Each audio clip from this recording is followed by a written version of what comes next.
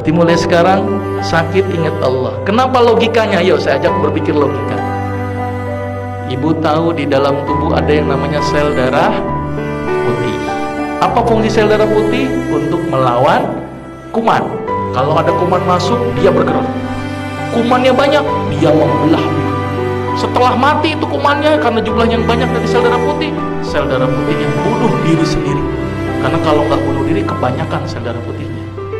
Pertanyaannya, siapa yang nyuruh sel darah putih?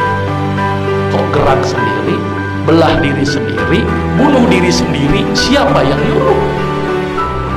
Ini yang tanda tanya. Dunia kedokteran nggak bisa menjawab. Ternyata dunia kedokteran menjawab, oh karena adanya kemoatraktan, sehingga mendekat dia kayak mencium aroma. Tapi kan dia bisa gerak, siapa yang gerakin? Terus dia membelah diri, dia tahu ini, oh jumlah bakterinya banyak, dia membelah. Setelah bakterinya habis, dia bingung, dia bunuh diri sendiri. Coba hebatnya sel darah putih. Siapa yang ngatur itu, Bu? Allah. Dan penelitian terbaru, sel darah putih bisa ngobatin plak pada didik pembuluh darah. Sel darah putih bisa ngobatin kanker. Berarti sel darah putih intinya dia bisa mengobati banyak aspek penyakit. Bahkan pengobatan kanker terbaru itu dengan menggunakan imunoterapi. Apa itu imunoterapi? Sel darah putih yang khusus untuk makanin kanker diternak di luar, dimasukin lagi. Dan harganya mahal sampai ratusan juta. Islam mengajarkan supaya imunnya aktif dengan apa, Ibu? Sholat tahajud, berbekam, minum habatus saudah dan madu. Nah, ini yang ngajarin siapa semuanya, Ibu? Rasul. Ini Ibu umat Nabi Muhammad atau bukan? Oke, berarti mulai sekarang rutinkan berbekam sebulan sekali. Rutinkan madu, ganti madu dengan gula, ganti dengan madu. Sirup ganti dengan madu. Karena kita umat Islam konsumsinya harus madu. Tapi umat Islam selalu dibikin stigma, hati-hati madu palsu. Tapi yang namanya sirup palsu nggak pernah hati-hati. Sirup jelas-jelas palsu diminum. Coba madu yang belum tentu palsu apa nggak mau diminum. Ini kan aneh umat Islam. Ternyata stigma itu yang bikin kita jauh dari madu. Padahal sepalsu-palsu madu lebih bagus daripada gula pasir dan sirup.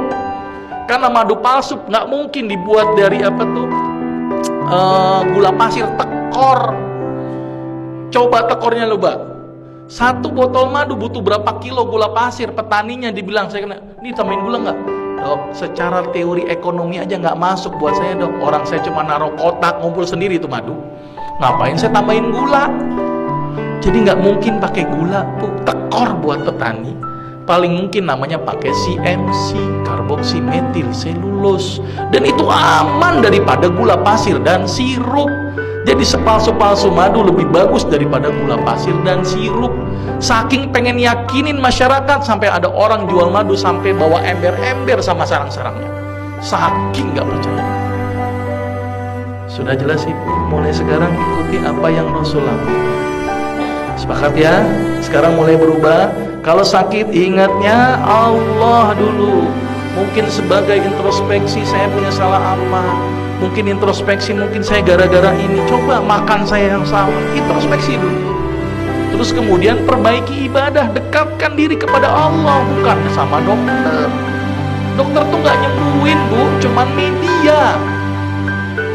Obat yang diberikan tuh hanya membantu. Tapi yang menyembuhkan adalah konseptualnya, adalah tubuh kita sendiri melalui Allah.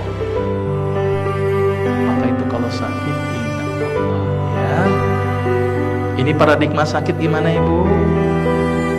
Sakit seorang muslim, bahkan duri yang ngenain sekalipun, Allah akan ngapus dosa-dosa kita. Jadi kalau sakit harusnya bersyukur, karena dosanya dihapuskan. Sepakat, Ibu?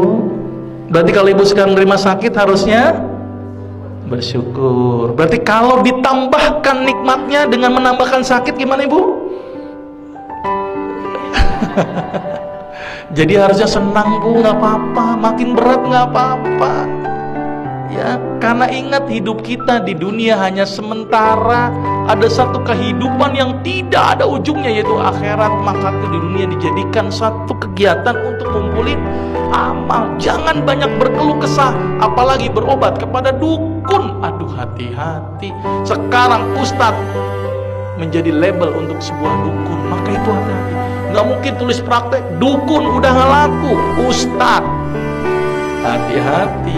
Ditangkapnya ustadz apa itu? Nah, Guntur Bumi yang ditangkap itu ustadz loh, nggak bilang dukun, ya kan?